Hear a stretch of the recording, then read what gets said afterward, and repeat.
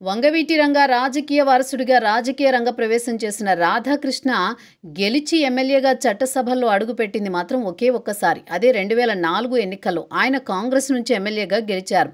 ఆ తర్వాత మరో 2 సార్లు పోటీ చేసినా ఓటమి పాలయ్యారు. అయితే ఆయన 2 దశాబ్దాల రాజకీయ జీవితం చిత్ర విచిత్రంగా సాగిందని విశ్లేషిస్తున్నారు. ఇక చూస్తే కనుక రాధ 2009 ఎన్నికల్లో కాంగ్రెస్ పెద్దలు చెప్పినా వినకుండా ప్రజారాజ్యంలోకి జంప్ చేశారు. ఆ ఎన్నికల్లో ఆయన పోటీ చేస్తే ఓటమి మూటగట్టుకోవలసి వచ్చింది.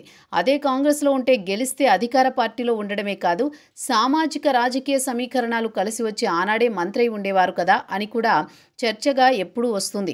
ఇక 2014 నాటికి ఆయన వైసీపీలోకి మారి మరోసారి పోటీ చేసి ఓడారు. ఆ సమయంలో ఏపీలో టీడీపీ అధికారంలోకి వచ్చింది. అలా మరో 5 ఏళ్ల పాటు విపక్షంలో ఉండాల్సి వచ్చింది. 2019 చూస్తే వైసీపీ నుంచి టీడీపీలోకి మారారు.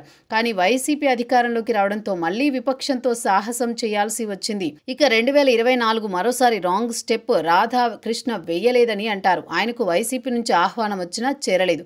గాడ్ గ్రేస్ అని అభిమానులు ఇప్పుడు అదే తలుచుకుంటారు. లేకపోతే మరో 5 ఏళ్లు కలిపి 20 ఏళ్ల పాటు విపక్ష పార్టీలతో రాజకీయం పూర్తయ్యేదని అంటారు. ఇక టీడీపీ అధికారంలోకి వచ్చింది. రాధాకు తగిన పదవిస్తామని చెప్పారు కదా, అది కూడా ఎమ్మెల్సీ అని కూడా అన్నారు.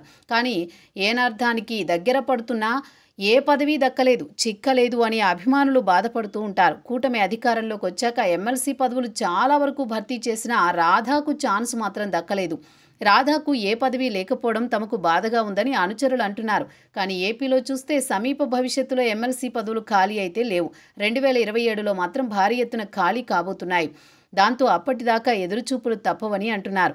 ఇప్పుడు తమ నాయకుడికి ఎమ్మెల్సీ ఇస్తారని మాత్రం వారు ఎంతో ఆశగా ఉన్నారు. అయితే ఎమ్మెల్సీ పదవి ఇచ్చినా 2 ఏళ్లకే ఎన్నికలు కూడా వస్తాయి కాబట్టి ఎన్నికల హడావిడిలో ఏమింత తీరిగ్గా పదవిని అనుభవించడం జరుగుతుందన్న చింత కూడా ఉందట. ఏది ఏమైనా తమ నేతకు పదవి దక్కితే అదే 10,000 అనుకుంటున్నారట అనుచర గణం.